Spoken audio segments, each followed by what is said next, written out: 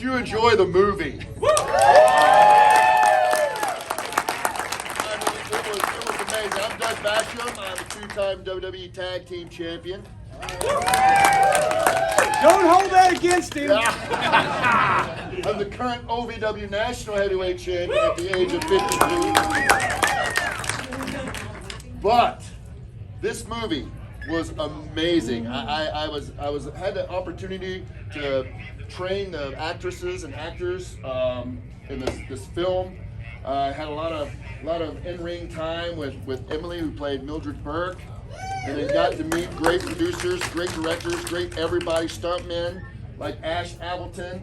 He's a stuntman? Yeah. Stuntman, yeah. That's gonna be the last part you ever have in a movie of any kind. I probably did. I got the vote. I got the vote. Ash. Well, I'm going first names only, all right? I've been kicked in a lot. You guys know how it is. And we're going to start we have a little Q&A here, okay? So it's going to be very interactive. And I'm going to start off by asking the first question. I'm going to ask it to Ash. I said, what motivated you to make a movie about the first women's champion ever, Mildred Burke? When Jim Ross told me about the book and I read it, I'm a lifelong pro wrestling fan. It inspired me greatly when I was a kid growing up because of the real life superheroes and the storytelling and the theatrics. I just loved it, and I didn't feel like at the time there was a story in the world of pro wrestling, at least for my generation, that had a great inspirational ending. And this was before, when we started with the book, it was before Fighting With My Family came out, but that didn't exist yet. And so the only thing that I knew in my world was The Wrestler, which was an incredible film, but that's about the decay and the decline of the talent. So I wanted to show the opposite. And so when I read her book, I was just enchanted by the world, by all of the characters, the unorthodox family drama, and I realized that because they used to have shoot matches then, we could craft a screenplay that the stakes could still be so high because it's not scripted, and the fights that matter the most in it. And as a wrestling fan, I never knew that they would have shoot matches like that in the ring with the women, and I didn't know that it was even illegal for women to wrestle back then. So I felt like, just as a pro wrestling diehard fan, it was like my duty to figure out how to get it made, because otherwise I think Mildred's story would be lost in the sands of time, sadly. Because if I didn't know who she was and all my pro wrestling buddies didn't, who knows what would it be 20 years from now. And you know, and Emily, the star. Hello. Star of the show.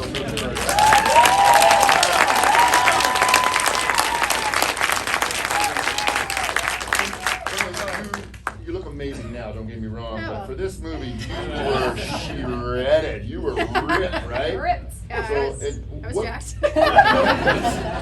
I was like a tree. You were stiff and stout. I know. I was training you in the ring, but what did you do?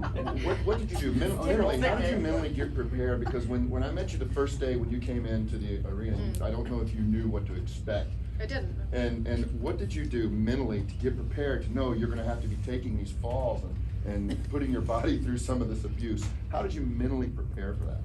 I don't know if I was mentally prepared for the first one, but after the first one, it was all prepared. Mentally, it was just like the spine clicked into gear, and I was like, okay. But you know, early on in my rehearsal process, I didn't have her muscle, right? And I was having a hard time with my coaches. There was just like some sticky parts, and I was like, well, I can't really figure out what this is. And one of my coaches said to me, he was like, well, you don't have her spine yet because you haven't built the muscle yet. And as the muscle came on, I figured out how she walked in the world.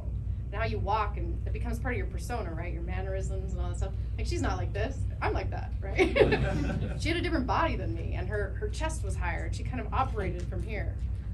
So that really helped mentally, just like her strength was actually her entire being. And Kaylee Latimer, Camille, who played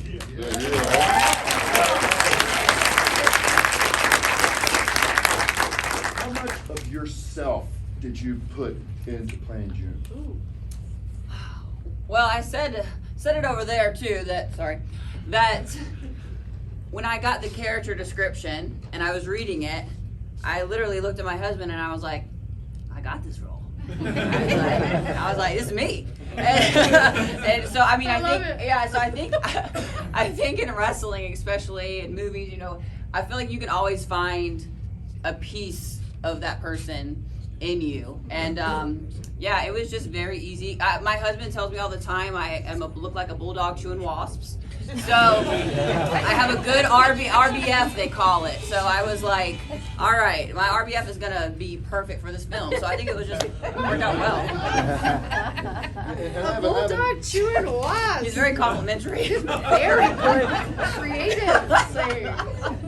I have another question for Emily that I want to get out before we turn it over to you guys, because I know you guys have a ton of questions. How familiar were you with wrestling before you started the role, and how do you feel about wrestling now? Well, I knew not. I know. I'm so sorry. But you know what? It never crossed my ether. I wasn't lucky enough. You know, maybe I was too busy doing something else. I don't know what it was, but it wasn't wrestling. And, you know, I'm so grateful that I was blessed with the opportunity to be put. I think as an actor, that's what you dream of, is just be immersed in a world and get to understand it, because it gives you a new perspective on the rest of the world. You know, like we all operate in our different bubbles all the time, and it's so cool as an actor you kind of get to, you know, prance around. And I love wrestling. It's so addictive. I remember like in the first month, I called my partner and I was like, I understand why everybody does this. Like everyone I've talked to that's in this world, I was like, it's so active and fun. Your whole body's engaged, and you're able to express things. You know, we're not walking down the street just kind of constantly expressing. You're able to express fully as your vessel, and that's something actors, opera singers are into. You know, that kind of thing. So yeah, I love it now. She's actually, I have a special announcement. Oh God. Yeah. She is now going to be the new guest host on Jim Cornette's podcast. Hey! She loves wrestling so much. I'll thank you. You look better than my current co-host. Are you guys working together? This is set up. No. Sounds good. Who's your current host? Who's your current co-host? He's a guy. So the bar is right about down here. Amazing. I have one last question, then I promise I'll give it to you guys. And this is to Jim Cornette. How well did Ash write the story, produce the story, make the story of Mildred Burke? How well was the life? How well did he do the life? You got it. No, You understand what I'm trying to say. only you could phrase a question like that. No, that was the thing. This story and Mildred Burke's story, that he had to condense into a 2-hour film, a period of almost 20 years with a variety of dozens and dozens of characters. That's why when he called me, he said, well, we need to have a representative of the wrestling establishment, the NWA or the state athletic commissions. And I said, well, that's going to be easy for me because I've been turning down people trying to get booked for the past 30 years. So this will be typecasting. But it's an incredible story, and he was able to focus on the primary people involved and bring it through that time period. So, but at the same time, I felt like I did a good job because I was the same age at the start of the movie as I was at the end of the movie. But no, I think to answer your question, it is a story that's almost forgotten. He did a very good job of it. I see a couple of people out here that I think are old enough. Who used to go down to the Louisville Gardens and go to wrestling on Tuesday nights? Let me hear you. Make some noise. You can do that here. A small smattering. If you missed that, it was a tremendous rite of passage for people in Louisville, my age, in the 60s, 70s, 80s. But in 1941, Mildred Burke headlined 3 different events at the Louisville Gardens, which was then called the Armory, against Elvira Snodgrass, the Kentucky hillbilly, and they drew 6,000 people for every match, so 18,000 people. That's so cool. Mildred Burke, that's why I thought it was so cool that the film was shot here, because she had such a background here as well, and it was one of the early places that women's wrestling, Kentucky and Tennessee, was really featured in main event positions. I'm droning on too long. Take back over, Doug. You were really sucking. Yeah, that was awesome. We want to hear from all of you. Well, Yes, before we open yes. the songs, I do have a quick question because I know I'm in touch with some of the family members. If you are a family member of one of the people who is on screen tonight, can you stand up? Because I think we've got some here. I've talked to a few. Yeah, they're all the way.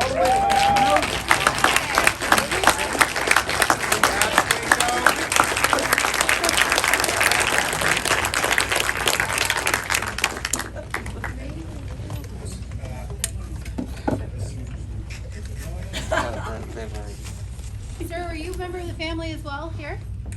Oh, no. Oh, just They were shifted. just, they, I was just Gotcha. I was just readjusting. We didn't like the question. He actually just came in from Papa John's. I will share, I got to meet the great-granddaughters of Mildred Burke at the Heartland Film Festival in Indianapolis in October. The one granddaughter came for the first screening, and then like the rest of the family came for the second screening. And we did a little Q&A afterwards, and they were all in tears and so happy, and really felt that her story had been so well told. And they had said for their family that they had heard little stories here and there, because Joe is their great grandparent. It's where it comes from. It's Joe. They're down Joe's line. So they had heard parts and bits, but they never heard the bad stuff. They didn't know any of the stuff about Billy or G-Bill or any of that, and they were so happy to actually know more about it, and were able to go back to family and start asking questions and engage more. And they, I just wanted to share. I wish they were here to tell you, because I thought they were going to come, but they were so grateful and happy and just tears of joy for it. So I'll introduce you. I'll make sure you get them. Yeah. Well, thank you for coming. Should we open it up? Do you have any questions? Any questions from anybody out there, for anybody up here? Well, I'd like to make a comment if possible. Yes, the most. Ladies and gentlemen, by the way, Colonel Sanders. Give me I was in Indianapolis in my white suit. She may remember. Yeah, I do remember actually. Yeah. Yeah, I love you, chicken. I was a Popeyes guy through and through. I mean, Louisiana we spicy. watch everything. OVW, we're always at OVW. We go to we watch A&E. Yeah. Or AEW. EW. WWE. I think you were right the first time. A&E. A&E too, yeah. Oh, yeah, well, A&E's got Get better WWE on there. They do, they got those docs, yeah. So, I mean, but you guys, I mean, this film, you nailed it. It was awesome. Amazing. I mean, it's awesome. I love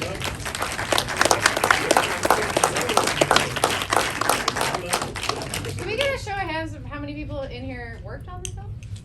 Like, okay, I'll make this movie. Thank you. Thank you Thank so you. much, you guys. We That's love so shooting awesome. here, and we loved this community. And really appreciate it. Yeah, Thank that's so you. rad. Yeah. Got another question? Right there. So, yes, marvelous performance. Good job, definitely. You briefly mentioned the mental preparation. What is the physical preparation for that role? Lots of food and lots of weights. It's a little bit of a bore, but I'll try to make it as quickly entertaining for you as possible. It's quite regimented. The idea was to get as big as visually possible, as quick as possible. So that was down to a weightlifting program with no cardio and a lot more protein than I was eating, with a lot more carbs and little fat. Meals were timed, and workouts were done by pace and how heavy the weight was. It's a very interesting concept if you're into it, but it's a very boring, it doesn't interest you at all. So, How long did you train? I had 3 months before shooting and 3 months during.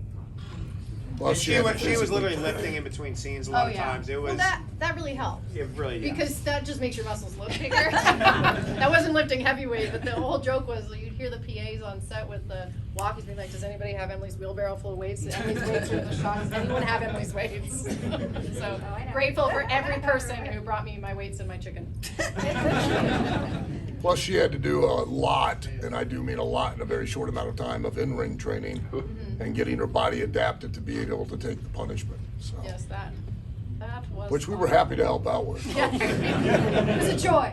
Yes, please. I was just wondering, so obviously you're used to wrestling in the ring, and then you trained in the ring a lot, but when it came to actually shooting and doing things over and over and over and changing things last minute and doing it over and over and over, was there anything that you weren't expecting that would actually be hard to endure doing it that way, or was it very similar to doing it live anyway for you? My patience was tested. as well, okay, here's the thing. In wrestling, there's a lot of hurry up and wait as well. But the thing is, especially if you're doing TV, if it you know, no matter what, and no matter what BS has happened that day, it starts at 7 and it's off at 10, or you know what it may be. And Hollywoodland, you like get to base camp at whatever time. Like we mentioned earlier, they call breakfast 5:00 p.m. And then like I remember the first day. I will say, admittedly, so I went, oh my gosh, what have I got myself into? Because I'm very much a planner type person. I'm very timely. I like to be on time. And this was like, all right, I'm gonna have to give all that up in my mind. It's an exercise. Yes, it is. And so I was like, I have to have no expectations of when I'm gonna be done or what's gonna happen with that. But as far as the wrestling in the ring, that part was. I mean, there was no pressure there because there's way more pressure in a real wrestling match because you got one take, baby. Like, you got to get it right or not. Whereas this, you get to try again. So it was, but it was a test of patience, for sure.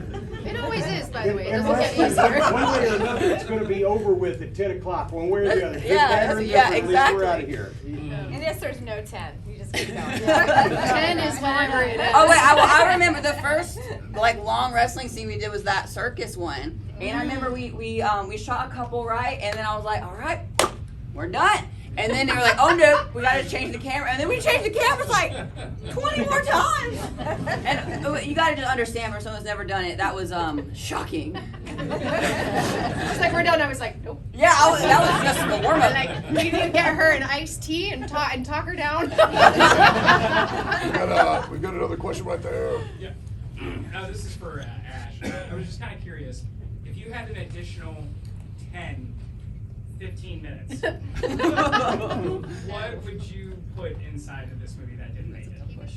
Well, there's a lot of scenes that we cut out for the running length that are great. There'll probably be a director's cut that you can get on like DVD and iTunes at some point that's got another 30 minutes. But honestly, I think if I was able to do it over ad, I would have added more scenes between the different family members. I would have loved to have had G-Bill and Teenage Joe talk because they were friends after their parents got all fucked up and have a moment between them. I would have done more with Billy and Teenage Joe again. They have the scene where he gives him the car, but probably give them one more scene as well. The challenge is there's all these other characters you want to give screen time to, and it becomes a balancing act of, do you just focus it on the four, Billy, Mildred, and their two sons, or do you still want to show the world and all these other characters that were so important to the time and to the story?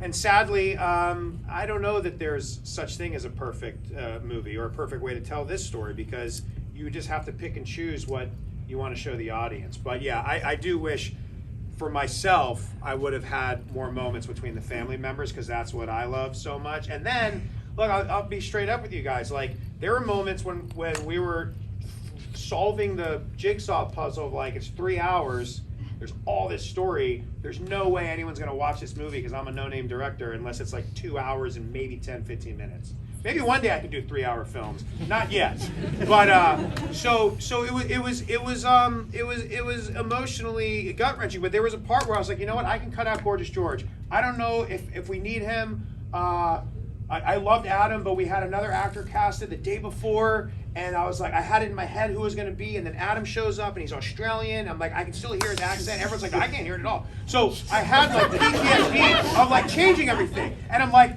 I don't know if we need it. I did a whole cut where I was like, George doesn't exist in the movie anymore. It's 8 minutes shorter, 10 minutes shorter, blah, blah, blah. But we did testing, which I love the audience test, because if there's one thing I could tell the music business to do for the movie business is audience test before you let the toothpaste out of the tube. And we did audience tests, and people fucking loved Gorgeous George. He's so lovable. They loved him. Did you guys like George? Yeah. And I realized I'm too close to my own art. It works. He needs to be in there. I'm going to take a step back now. And that was it. But it's... But Gorgeous George needs his own movie. He needs his own movie, which maybe we'll get that one done next. We have a script. Oh, you do? But, yeah. You know what's really crazy? But hey, crazy little behind the scenes. Tyler Posey's father, who played G-Bill, had already written a Gorgeous George script that I didn't even know about. He told me And that. it's fantastic. Yeah. So anyway, I digress. Yeah. Got one way up there at the top. Tim. Your middle name, Josh Lucas, had some really wonderful things to say in his social media page about his experience shooting here in Kentucky. I'm curious what your thoughts were about it. About shooting in Kentucky or working with Josh? About filming in Kentucky. Oh, And Josh, if you want. I honestly really loved it. The biggest challenges with it, truthfully, are nothing that the city could control. It was like weather. What are the little evil mosquitoes from hell? Chiggers? What are those things called? I'm a flip-flop guy. I run hot, so I like to wear slides, even though I think I'm not even allowed to with the union rules. But I'm like, I run so hot, as soon as I put shoes and socks on, my body temperature is like 20 degrees hot. So I would go around in flip-flops when we were at the Oxmoor Farms, and that was the dumbest thing I ever did. I was just got mutilated. But yeah, really, the heat was the challenge and all that. But like, the city was awesome. Yeah, the weather. But like, and just the spirit of it, you know, something that's the difference of shooting in a place like LA and shooting in a place like Louisville. In LA, somebody hears, oh, they're making a movie. And so you're in a residential street, and the guy across the street will start mowing his lawn, and you go, "Excuse me, sir." Conversation in our Zoom. Yeah, and then you end up paying some guy 10 grand to turn his lawnmower off so you can get the scene. Here in Louisville, they're like, "Oh, you're shooting a movie? I got some lemonade. You guys want some ice cream?" Like, how can I help? Note to the audience. Which we really like. The film industry is going to grow here in the state. Please do not adapt these types of films. Yeah. We really loved We'd it. love to We will hear. be back. We We will loved be it back. here. You have my word. We will be back. Thank you. One more, and then we'll call it a night. One more. Here, you, yeah. Good deal. How's it going, guys? This is for the director. I know your dad made two of the best underdog pictures of all time, right? And Rocky and the Brady Kid. Did you bring anything he taught you into making this about underdogs and filmmaking in general, or?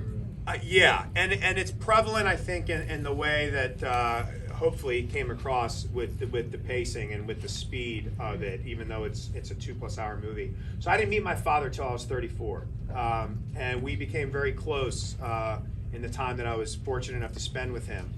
But we would talk about certain films, modern, that were coming out, the ones we liked, the ones we disliked, and we found, even though some of them were winning a lot of awards and other ones weren't getting as much attention, we saw that we really had similar tastes on a lot of things, but especially in storytelling. And it was one of these weird, it's like this moment where you're like, and I don't know if anyone in here has met one of their parents much later in life, but you really realize, wow, I'm this weird mix of my mother and my father. And when I became close with him, we would talk. He was a very big believer. Okay, and then what happens? What happens next? And when you're telling a story through film, there's different styles. Some people really appreciate the slow burn, where things are slow, and you know, there's a lot of people that want movies that are more slow and grueling with the pacing and how they sit in scenes and let things really kind of just fester with the characters and the moment that they're in. I tried to do that specifically in certain moments, like when she was beaten, and other times where I felt we needed to sit. But with her story and adapting 20+ years into 2 hours, I kept hearing in my head, he's like, okay, and then what happens? He goes, you got someone sitting in a dark room for 2 hours. They got a million other things to do with their time than listen to what you have to tell them. They got phones now in their pocket. He's like, kiddo, I didn't have that in the 80s, man. It was way easier in the 70s and 80s.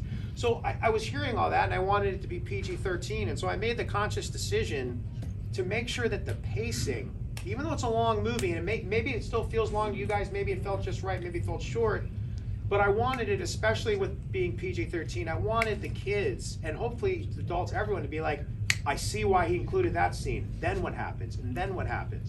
And my dad was really good at that, keeping you engaged. And then the other thing is the payoff at the end.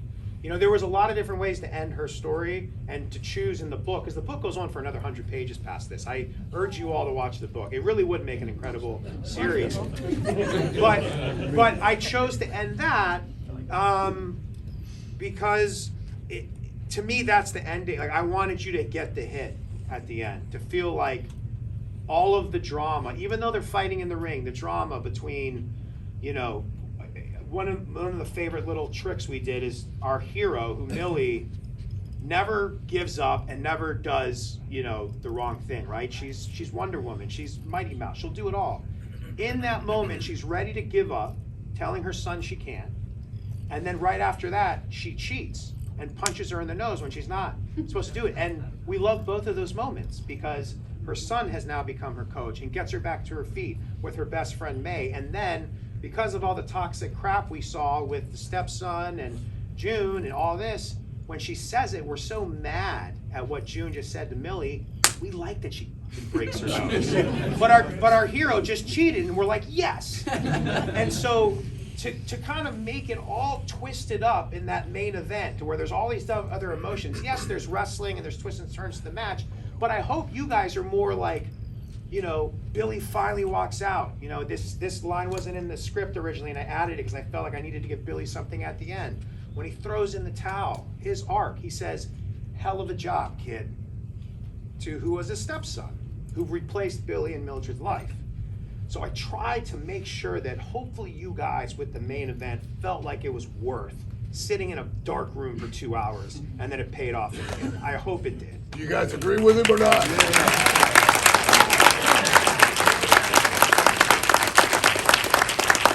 Can't thank you guys enough for joining us here tonight. Please, we encourage all of you to go out, share it on social media, spread the word about how great this story in this movie was and how amazing everyone did a job on it, and share it before it has the what's it called, the premiere on the opening day. Yes, indie films, really, you guys, you all know you're in the business. At the opening weekend, get everybody you know in the theaters. Tell everybody to go see It really this makes movie. a really big difference, because then it can grow and we can keep going and everybody will see it. So please just keep telling people to go to the theater and join us at Grassa Grama. Grassa Grama's the after party.